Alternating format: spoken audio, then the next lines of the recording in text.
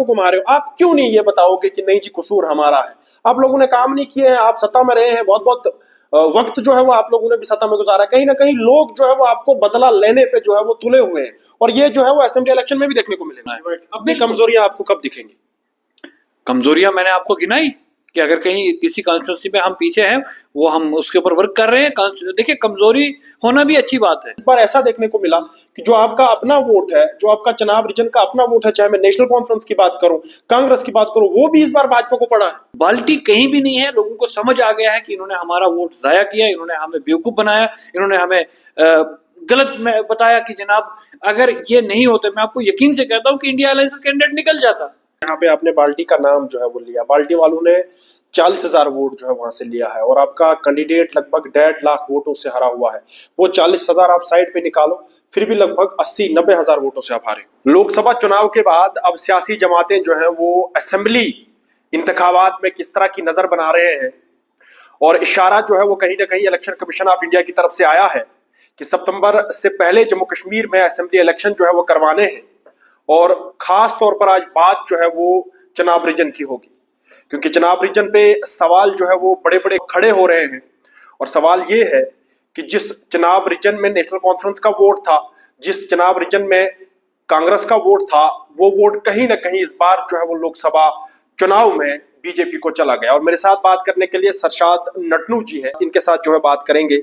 और लोकसभा चुनाव के बाद नेशनल कॉन्फ्रेंस के नेता के साथ पहला इंटरव्यू रहेगा, सवाल जवाबों का जो है वो सिलसिला जारी रहेगा। बहुत बहुत शुक्रिया सरशाद जी बात करने के लिए और वक्त देने के लिए। मेरा पहला यही सवाल रहेगा कि जिस तरह की उम्मीदें चुनाव रीजन से थी कि कांग्रेस को जो है वोट दिए जाएंगे, इंडिया अलायंस को जो है वो वोट आएगा, और कहीं ना कहीं ये भी दावा हुआ करता था कि लाल सिंह जो है वो इंडिया अलायंस की तरफ से वहां से जीत के आएंगे, मगर कहीं ना कहीं जो है वो निराशा देखनी पड़ी। देखिए, सबसे पहले तो मैं आपका शुक्रिया अदा करना चाहूँगा, और खिते चुनाव की आवाम बिलखसूस अपने यूथ का शुक्रिया अदा करना चाहता हूँ, जिस तरीके से वो निकले और अपना वोट कास्ट किया। जहाँ तक रहा आपका सवाल कि खिते चुनाव में बदकिस्मती रही कि जो हमारे इंडिया अलायंस के कैंडिडेट थे उनको अपने एरिया से वोट नहीं पड़ा। अगर आप इसको अच्छे तरीके से देखेंगे, कुठवा से किसी भी कॉन्स्टिट्यूंसी से हमारी इंडिया अलायंस के कैंडिडेट की लीड नहीं रही। उधमपुर डिस्ट्रिक्ट से भी वही हाल रहा। तो खिते चुनाव से एक दो कॉन्स्टिट्यूंसीज ऐसी रही जहां हम एक्सपेक्ट कर रहे थे उससे अच्छा होना चाहिए था, नहीं हो पाया। उसमें भी कारण ये रहा कि आपने देखा जिस तरीके से ये बाल्टी वाले कूद पड़े, तो उस वजह से भी थोड़ा सा जो है वोटर डिस्टर्ब हो गया। और थोड़ा सा नहीं, वो मैं आपको बताऊं, देखिए जब पॉलिटिक्स में क्या होता है ना कि जब आप एक वेव जब बनती है ना, एक जब परसेप्शन बन जाता है, जब बाल्टी अगर नहीं होती तो कॉन्स्टिट्यूंसीज डिफरेंट होते हैं, फिर 1-on-1 जो है मुकाबला हो जाता। इस तरीके से फिर वोटर जो होता है ना वो डिस्टर्ब हो जाता है। जब बाल्टी आई उससे डिस्टर्बेंस हुई, और आपको पता है कि फर्स्ट टाइम हमारा यहाँ ईवीएम था, कई लोगों को पता ही नहीं चला कि बटन कैसे दबाना है, पूरा ट्रेंड भी नहीं। आपको पता है कि सरकार ने उस वक्त जल्दबाजी, अपोजिशन तो कह रही थी ना कि ईवीएम पे नहीं हो इलेक्शन, इसी कारण कह रही थी। आप देखें नोटा में, मैं अगर आपको अपने डोडा कॉन्स्टिट्यूंसी की बात करूं, वहां पे देखो नोटा में कितने वोट चले गए हुए पूरे। आप अगर पार्लियामेंट कॉन्स्टिट्यूंसी की बात करेंगे तो नोटा पे वोट पड़े। दैट मीन्स लोगों का पूरा इस्तेमाल वोट का नहीं हो पाया। दैट मीन्स मशीन के लिए लोग तैयार नहीं थे, ये भी एक इम्पैक्ट पड़ा। और दूसरी बात जो मैंने बाल्टी का जिक्र किया था, बाल्टी से क्या हुआ कि जब अगर वो नहीं होते तो आप देखते कि वोटर रेशो ऑटोमेटिकली बढ़ जाता। फिर लोगों के पास एक वोटर जो है ना वो डिस्टर्ब रहता है, उसको ये लगता था यार अगर कहीं वो ना जीत जाए, कहीं वो ना हो जाए, ये एक डिस्टर्बेंस। साफ तौर पर आपका एक साइड से इल्जाम है कि बाल्टी का जो है वो कसूर है, और जो है वो उनको बना रहे हो, क्योंकि 40,000 वोट उन्होंने लिया है, 1.5 लाख वोटों से आप हारे हुए हो, फिर भी कसूरवार उसी सियासी जमात को आप बना रहे हो। देखिए, अगर नहीं होते, मैं वही आपको कह रहा हूँ, फिर वही लेके चलता हूँ, कसूरवार ये तो आप किसी कॉमन आदमी से पूछिए ना। जब आपकी एग्जिस्टेंस नहीं है, जब आपको पता है कि वोट जो है 11.5 लाख पोल हुआ, 11.5 के आसपास हुआ, 11.5 लाख में से अगर आप 40,000 ले रहे हो तो वो किसी पर्पज से आप उठे हो ना, कि किसी को नुकसान पहुंचाने के लिए, खिते चुनाव को डिवाइड करने के लिए। आप वहां से बाहर आइए। 38,000 इन्होंने वोट लिया, 38,000 समथिंग वोट लिया है बाल्टी ने। आप उसका रेशो देखें, वो उसका 30 से 32,000 जो है वो चुनाव खिते चुनाव से ही पड़ा है। वो एग्जिस्ट ही कहीं और नहीं करते थे ना। उसका साफ साफ मतलब ये था कि वोटर को डिवाइड करना। आगे इलेक्शंस आ रहे हैं, उसके लिए उस कमजोरी को इंशाल्लाह दूर किया जाएगा। कमजोरी बड़ी अच्छी चीज है, इंसान के अंदर अगर कमजोरी ना हो तो ये पता ना चले कि यार मेरे अंदर ये कमजोरी है, उसको ठीक कब किया जाएगा। पार्टी वाले बोल रहे हैं कि ये हमारे लिए ट्रायल था, अब कहीं ना कहीं जो फाइनल होगा वो असेंबली इलेक्शन में होगा, कहीं ना कहीं चुनाव रीजन में उनकी पकड़ जो है वो आने वाले असेंबली इलेक्शन में हो सकती है। देखिए, लोग बड़े समझदार हैं। वोटर मैं आपको कहूं कि खास करके खित्ते चुनाव का वोटर बड़ा चालाक वोटर है, ऐसा नहीं है कि बेवकूफ नहीं है। अगर इनको लगता है कि कोई बेवकूफ है, वो यही लोग हैं और कोई नहीं है।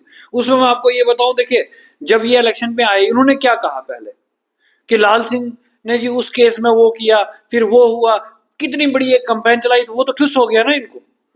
जो ये एक्सपेक्ट कर रहे थे, ये तो बोल रहे थे मुकाबला हमारा और बीजेपी का है। किसी भी आप पार्टी वाले के नेता का अगर स्टेटमेंट आप इलेक्शन से पहले का देखेंगे, उसके बाद तो वो गायब हो गए।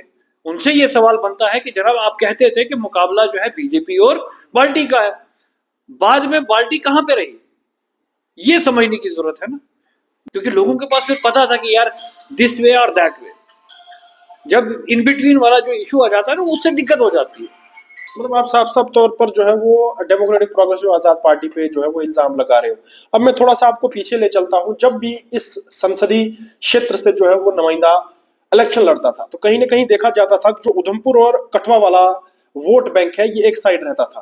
पर जनाब आप समझ नहीं रहे, मैंने आपको पहले कहा कि कठुआ और उधमपुर डिस्ट्रिक्ट हमारे पार्लियामेंट कॉन्स्टिट्यूंसी में दो अहम डिस्ट्रिक्ट हैं, उससे इंडिया ब्लॉक के कैंडिडेट को वोट नहीं पड़ा।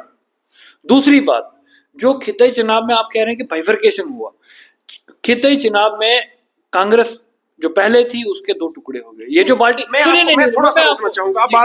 देखिए, लोगों पे हमें भरोसा है और लोगों को हम पे भरोसा है। मैं आपको यकीन से कहता हूँ, आप खुद खिताई चुनाव को रिप्रेजेंट करते हैं। खिताई चुनाव में अभी कांग्रेस है कहाँ, एक वकार साहब के अलावा? 1.5 लाख वोट दिया है जनाब लोगों ने, वो कहां से आया? वो तो खिताई चुनाव के लोगों ने नेशनल कॉन्फ्रेंस की हमदर्दी में वोट दिया है। वो नेशनल कॉन्फ्रेंस का वोट था कि कांग्रेस का वोट था? नेशनल कॉन्फ्रेंस और कांग्रेस दोनों पार्टियों का था, इंडिया ब्लॉक का वोट था। मैं आपको बता रहा हूं, बात सुनने की क्या है। इंडिया अलायंस को नुकसान कहां हुआ? कांग्रेस के दो टुकड़े हुए थे, ये आपको भी पता है। और ये जो बाल्टी वाले हैं, बाल्टी एग्जिस्ट ही चुनाव वैली में करती है, इसमें मैं आपको ये तो नहीं बोलूंगा कि नहीं करती है। बाल्टी का जो कुछ है वो चुनाव वैली में उन्होंने अपना दमखम सारा लगा लिया। उन्होंने पहले लाल सिंह के ऊपर वो लगा लिया जी इसे रसाना केस में ये है, फलान है, जिसके वो है, वो पर्सनल लाइफ पे आ गए उसके ऊपर। अगर उनका काम किया होता, अगर मैं आपकी बात मानूं, अगर हमने काम नहीं किया होता तो हमने तब भी 1.5 लाख वोट वहां से लिया। उन्होंने तो 40,000 वोट लिया थ्रू आउट पार्लियामेंट्री सीट, मतलब वो इंक्लूडिंग उधमपुर और आपका कठुआ। हमने, मैं खिताई चुनाव की बात कर रहा हूँ, खिताई चुनाव ने आज भी रिप्रेजेंटेशन हमें दी है, ऐसा नहीं है। वहां फिर भी बीजेपी पीछे है, वहां बाल्टी वाले तो कहीं भी नहीं है, वो तो तीसरे चौथे नंबर पे है। सिंगल लार्जेस्ट तो हम ही आए ना, तो दैट मीन्स हमने वहां काम किया है। अब काम की अगर बात करें, मुझे बताइए हमारे अलावा किसने काम वहां किया? क्या काम वहां हुआ जो पिछले 10 साल में? कौन सा काम हुआ? जो काम हुए वो हमारे ही टेन्योर में हुए। अब आखिर में सवाल ये रहे, असेंबली जो चुनाव है कहीं ना कहीं जो है वो जो सवालात सामने आ रहे हैं और कहीं ना कहीं जो इशारे सामने आ रहे हैं, उन इशारों में ये कहा जा रहा है कि जम्मू कश्मीर में जो है वो असेंबली इलेक्शन होंगे, क्योंकि जिस तरह का टर्न आउट इस बार जो है वो जम्मू कश्मीर में देखा गया। अब ये मुझे बताओ कि जो इल्जामात आपके जो है वो पार्टियों पे हैं, इन बाकी सियासी जमातों पे है, तो अब जो है वो असेंबली इलेक्शन में चुनाव रीजन के लोगों से कैसे वोट मांगे जाएंगे? देखिए, सिंपल है, चुनाव वैली के लोग बड़े बाशूर लोग हैं, पूरे जम्मू कश्मीर के लोग बड़े बाशूर हैं। उनको पता है कि हमारी क्रेडिबिलिटी, हमारी पहचान, हमारे डेवलपमेंट वो कौन कर सकता है, वो लोगों को पता है। उन्होंने आजमाया 10 साल में, तो हमें यहाँ किसी ने इलेक्शन नहीं असेंबली करवाया। ये भी तो लोगों के अंदर गुस्सा है ना। जो आपने टर्नआउट की बात की, टर्नआउट का क्या मसला था? टर्नआउट तो तभी आया कि जब लोग यहाँ फेडअप हो गए हुए थे।